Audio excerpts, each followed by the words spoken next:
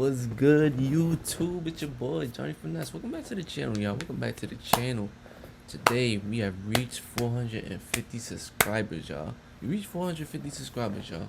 I like to thank everybody that's subscribed, thank everybody that's watched, thank everybody that's liked, and thank everybody that's commented on my videos.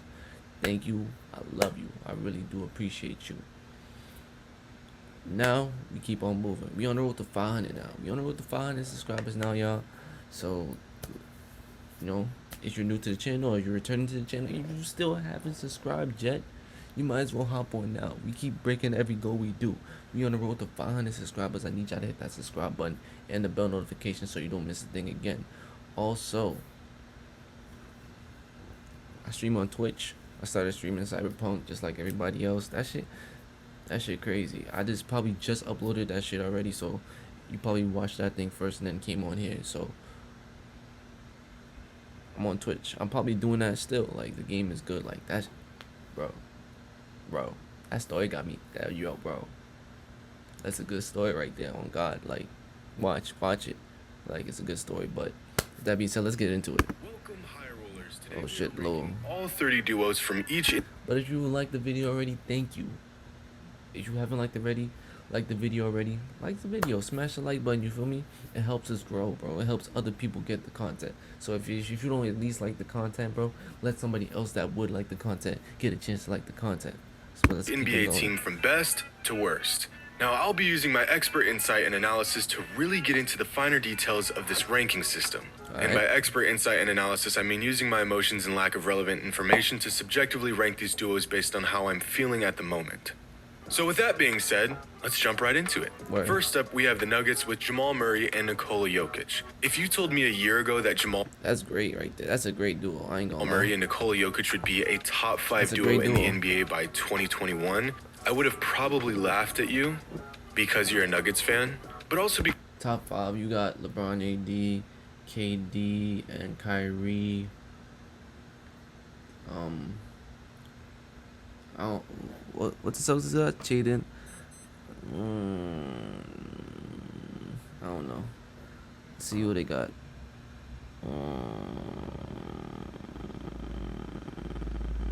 Yeah, you can say I would have never expected these guys to make You can such say a they're top monumental leap in just one season. Jokic is the best center in the NBA. Sorry, Sixers fans, the truth hurts. And Jamal Murray just took the leap in last season's playoffs, proving that he is the perfect wingman for the Joker. These guys are the real deal. And for that, we'll put them in the great tier.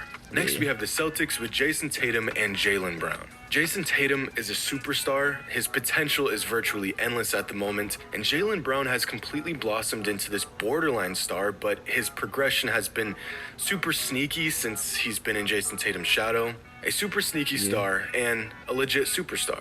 They belong in the great tier. Yeah, that's what Next, I'm saying, we have the bro. Bulls with Zach LaVine I thought I and was Lauri gonna say they better, Markkanen. but I don't know. Young, dynamic, injury-prone. Average. Zach LaVine really showed his star potential last Average. season. He's unquestionably the leader of this Bulls team. And although Average. Markkanen is a solid player, after taking steps back last season, I think it's fair to put them in the at least you tried tier. Yeah. Not a big fan of this duo One or the right other, now, 'cause they haven't but I had am a a good big fan season. of today's sponsor. Nope, we More don't get attention. paid, so They do you don't see this. We don't know what that is. We don't know what that is. What is that? I don't know. Add Fillmore at I don't know. Library. You're creating more I don't know. 10 today. I don't know what that is. For Fillmore, Kevin Oh. Durant and Kyrie Irving with the Nets. Now, Great. this is an interesting duo. On Great. paper, some may argue that they are the best duo in the NBA. There's no question that they are the most skilled The only duo pro- in the NBA. The only problem that I would see from this is that Kyrie would probably want the ball more.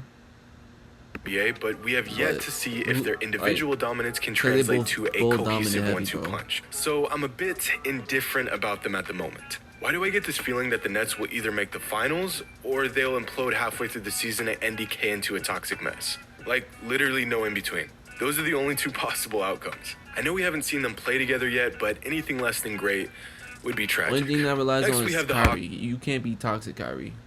Like, you can't with be Trae toxic. Young Like, and John Collins. can't be toxic, bro. So with the Hawks, you could easily pair Gallinari with Trae as their best duo, but since they haven't actually played with each other yet, I chose John Collins. I think this duo is really going to surprise some people this year. Last season, they only played about half the season together, so of course their record doesn't actually reflect their ability one to of the play worst in the together, league, but man. both of these dudes are young and have a game suited for where the league is heading. So for now, They're average. Next, we have the Hornets with Devontae What is the Graham red? and Gordon Hayward. I was tempted to put Lamelo as one of the players in Charlotte's Can't do duo, that. but in an effort to not be unbelievably That's gonna be a good. disrespectful, They're gonna be a I'm good going to hold team. off on that. They're gonna be a Both good team. Devontae Graham and Terry Rozier were It's gonna the be a good only team. silver lining in an underwhelming Hornets team last season, but now that we'll hopefully see a healthy Gordon Hayward with the team, I don't think it's a stretch to say that It's gonna be he'll a good step team, in bro. as one of the best players on the team. Oddly enough, even this is probably the best duo Charlotte's had in years, and somehow it still falls short of average.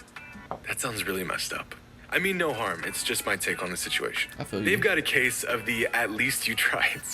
Next, we have the Cavaliers don't with keep Colin doing that. Sexton and Andre Drummond. Oh. Not much to say here. Sexton is another up-and-coming player that has shown promise, but unfortunately, he plays for the Cavaliers. So, Yeah, you're fit. You fucked. yeah. And Drummond, well, Just play there's good just for 1 more something year, about you're valid, Drummond bro. that Trust just me. doesn't get it done for me. I don't know why. Dude puts up awesome numbers year after year, but it never seems to translate to any success for his team. So unfortunately, they will fall in the disappointed face using a colon and a / tier. Super catchy title, right? I know.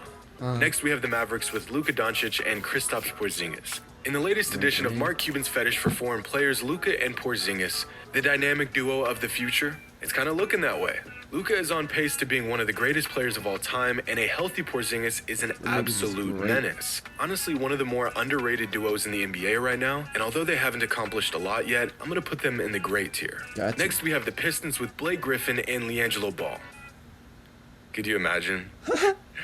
No. Blake Griffin and Derrick Rose. The tale of two ungodly athletic players from the last decade who have gracefully adjusted their game after a laundry list of injuries. You were just- 8 you years was just ago, hyping this them duo up the would last be enough video. to contend for a title. But it's not 2012. You peeped out he was hyping them up the last video and shit, and now, like, come on now. And as much as I'm rooting for these two, there's just too much young I guess talent in it's a the joke. league right It's a now joke, for them yeah. to It's a really joke. make a meaningful impact. But at least they tried. Next, we've got the Yeah. Warriors with Stephen Curry and Andrew Wiggins. I really wanted to add Kelly Oubre with Steph. I really feel like he's going to make the leap That's- this that's season. disappointing. But I just put Andrew At Wiggins. least you tried. I don't know. He's not there. that What are you good. going to do about it? Yeah. So if Steph Curry is, well, Steph Curry, then Andrew Wiggins is the anti-Steph Curry. I'd like to explain why that is, but in an effort to not waste time, I'll just let you ponder over that contrast. Curry is still the best point guard in the NBA, and Andrew Wiggins could possibly complement his game with his ability to create his own shot and space the floor. I also can't imagine Curry not elevating Wiggins' game as well, so they land in the good tier. No Next, way. we've got the Rockets You with could put James him at Harden average. and John Wall. So I'd like to go into detail on why I think this duo has a shot at being extremely productive and cohesive, but due to his addiction with strip clubs, Harden probably won't be with the Rockets for much longer. And That's it's a a fact. shame. John It's a shame. Wall, or at least what we last saw of Because that was gonna be a real respectable trio. Like, you have a big man that can shoot now in DeMarcus Cousins. John Wall hasn't played over a year, so you don't know if he's fully recovered. He should be fully recovered though. He hasn't played in over 2 seasons. He hasn't played in over 2 seasons, and he a good point guard. He probably lost the athleticism a little bit, but he's still a good point guard. He can still score. He can get to the basket. He can take the scoring load off of you. Like, and then you got your good role players. I don't think you got him no is the more. perfect point You guard got for a good player people like in that shit, Harden. bro. Sure, Wall doesn't have much of an outside shot, but as a backcourt, they've got size, scoring ability. They can both create their own shot and create offense for their team. And if Exactly. John Wall is even half the defensive player he was before his injuries, the Exactly. Rockets will have a great perimeter defensive presence to offset Harden's lack of defense. But there are just far too many contingencies on this duo to merit a great tier ranking, so they fall in the good tier. James Next, we've Harden got the probably Pacers fuck with around and go Domantas to Sabonis Atlanta. and TJ Warren. This is another one of those duos where I wasn't really sure least you who to tried. put. Sabonis is definitely the best player on the Pacers, but you could either add TJ Warren, a No. healthy Victor Oladipo, or Malcolm Brogdon as the second of the pair. But for now, I put TJ Warren. Average at Domantas best. Sabonis might just be the Average at most best. underrated player in the entire league No, right he's now. not. He's an absolute unit down low. I know the Pacers don't get a lot of nationally televised games, but when you guys get the time, watch this man Sabonis ball. One of the last true big men in the NBA. And TJ Warren just reincarnated prime Michael Jordan for 2 weeks in the bubble, Exactly. so this He duo dropped 50 really for has no an reason. opportunity to capitalize in the East. But we'll have to see how things unfold for this duo, and in the meantime, they warrant an average tier rating. Yeah. Next, we have the Clippers with Kawhi Leonard Good. and Paul George. They're So good. after their They're not lackluster play in the playoffs last season, I really don't know where to rank Kawhi and PG. On paper, this duo honestly looks like the perfect 1-2 punch. But here in reality, they got drop-kicked out of the playoffs by a younger, more versatile duo in Denver. I'm not sure if this duo's performance in the playoffs was just a fluke or what. Kawhi is still a top 5 player in the league, and Paul George is... Paul George. George Paul. Well, at this point, I don't really know. For now, I want to put them in the good Paul George is the MVP of the pandemic. He's the MVP of the pandemic. He signed a 5-year, $200 million tier, but MVP of the pandemic. I mean, come on, they're still great. Next, we have the Lakers with LeBron James and Anthony Davis. Not much to say here. Going into last season, they were headlined as the best duo in the NBA, and both AD and LeBron backed up the hype by delivering a championship in their first season together. Expect more of their dominance this season. Goated. They're absolutely goated. Next up, we have the Grizzlies with John Morant and Jaren Jackson Jr. They're good. So with the Grizzlies, I was really tempted to pick John Morant with Jonas Valanciunas, but because of their incredible upside as a duo going into the season, I really like the potential of John Morant with Jaren Jackson Jr. Both just 21 years old and already showing signs of being the future to this franchise. But relative to some of these other duos, they still have work to do, so we'll put them in the average tier. I respect that. Next up, Jimmy Butler and Bam Adebayo with the Heat. After a finals appearance last season, Jimmy Butler and Bam Adebayo both proved their star status and earned a title as one of the league's premier duos. Jimmy and Bam are pretty much what we thought Kawhi and PG would be. They check off every box and are honestly a great example of players whose numbers don't reflect their true value. I really want to put them in the GOATed tier, but considering they're the watered-down version of LeBron and AD, they will go in the great tier. Next, we've got the Bucks with Giannis Antetokounmpo and Chris Middleton. So here's a riddle for you guys. What do you get when you have a back-to-back MVP and a Defensive Player of the Year paired with an All-Star? Any guesses? You get a second-round exit. It's hard to really get an idea of just how good the Giannis... Because Chris Middleton is not a real All-Star. I need everybody in this world to understand. Chris Middleton was never a true All-Star. You played with a good player. He gave you space to kick it out and make open threes. I'm not saying he's a bad player, but he's not an All-Star. No way. Giannis Middleton duo is, since they've spent the last 2 seasons literally racking up the most wins in the NBA, but then turn around and lose in the playoffs in ugly fashion. But they're both in their primes and have the talent to still make multiple deep playoff runs. So off to the good tier they go.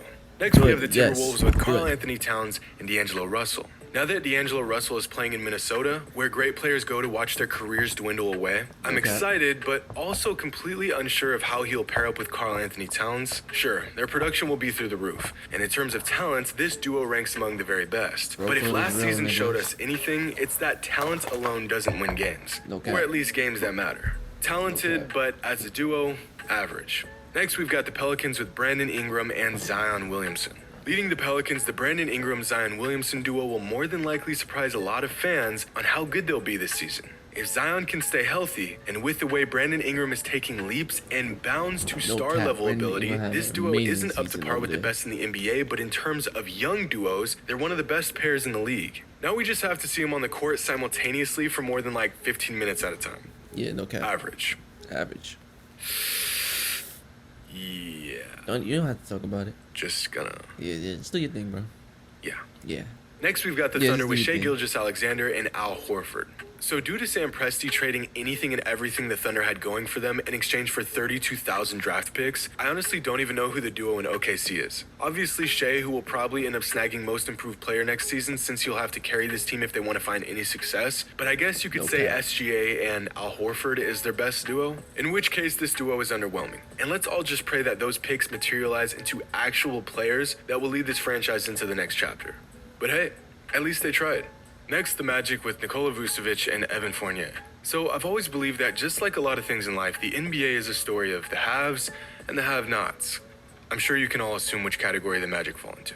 Which is crazy considering they just made the playoffs last season. But for most of the mid-level and even low-level teams in the NBA, there's some sort of movement going on, whether it's rebuilding or new hirings, anything that just shows growth. In the Magic's case, I don't know if they're growing right now. And although I think Vucevic and Fournier are good players, I'm not sure if I could conjure up a less interesting duo in the NBA at the moment. Strictly because they led their team to the playoffs, I will grant them an average tier ranking. Next, the 76ers. Joel Embiid and Ben Simmons, the duo you could have sworn would have accomplished something by now, but hasn't. Two top 20 players in the NBA who at any moment can look like the second coming of Shaq and Penny, or just two talented players that just can't seem to put it all together. When they're both healthy, which is already a stretch of a statement, Simmons and Embiid are lethal.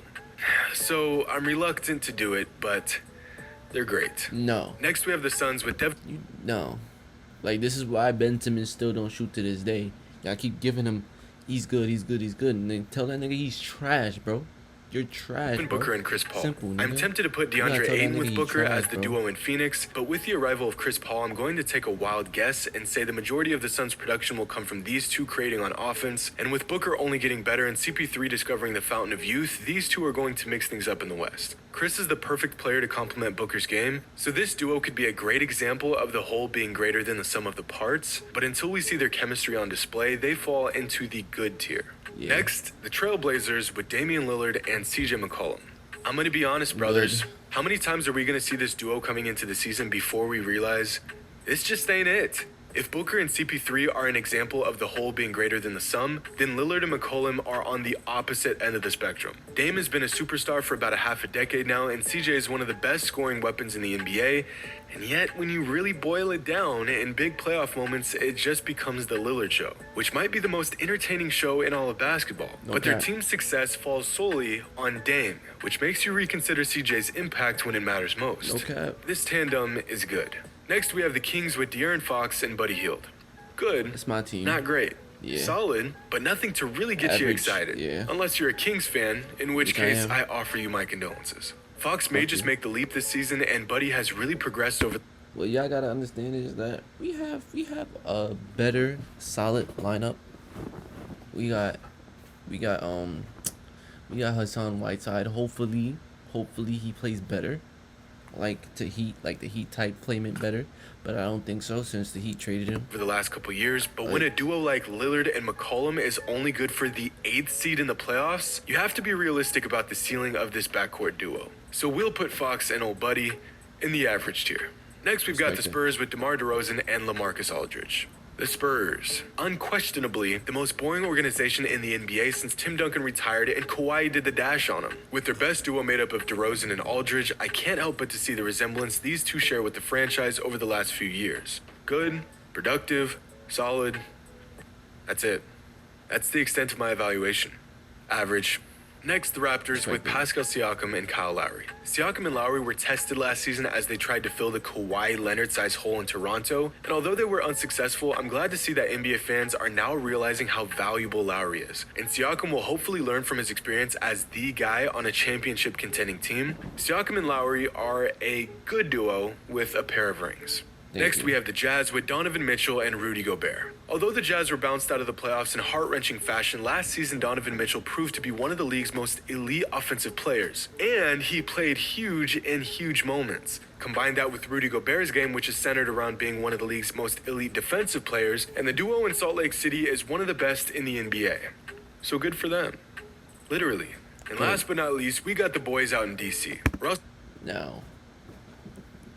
I personally want to say they're in a good tier, but he probably might put them in the great tier, because Bradley Beal was averaging 30, but he was only averaging 30 because that there's nobody else that can score in their team. He's the only person that can do it. Now you got Westbrook, which is a ball dominant guard. He's going to take away your points. And since he's going to take away your points, you're going to have less games where you're going to heat up. Like, you feel me? Russell Westbrook and Bradley Beal, one of the most talented duos in the NBA. Acquiring Westbrook has granted Washington a one-way ticket to the playoffs. That I'm certain of. And in terms of but no lie, that shit is gonna happen. You have two great players on the team, bro. You're going, production and entertainment value, bro. I think this duo might just top the charts. Now, I could be wrong, but can someone explain to me how, if the Westbrook-Harden experiment didn't work, why anyone would think the Westbrook-Beal experiment would? As unbelievably electric as this duo will be, it's a shame they'll get bounced in the second round of the playoffs this season. Tough. Just good enough to be good enough. Thank you. So there you have it. All 30 NBA duos from each team and how they stack up according to me. But that wraps up this video. Make sure to leave a comment and let me... This is not bad. This is really not bad. You feel me? It's not bad. Certain shit, I just feel like this one should be in the good. This one should be in the good. Simmons and shit. And that's really it. No, this should be average. Because he's not an all-star. All-star, all-star. All-star, all-star. All-star could be an all-star. All-star could be an all-star. All-star, all-star. All-star. Defensive player of the year. All-star, all-star. Andrew Nugent has done nothing. No, you probably got dunk champion, I think. And that's it. So I feel like he should be in the average. Because Curry can't do shit by himself. We see that last year. The beginning of the last season, bro. You seen him? He did not do that much. He couldn't do that much. You think Andrew Wiggins is going to give you load? At best, he's going to give you 18 to 24 points a game. At best, the best he can do is give you 20, 21. If he gives you 20, 21, alright. But if he didn't, bro, forget it. But if you made it to the end of the video, you obviously like my video, so you obviously should subscribe. You're on the road to 500 subscribers now. We almost to the halfway point of being a YouTube partner. I like to thank y'all on this journey. I didn't share none of this. I grew from 0 subscribers, y'all. 0.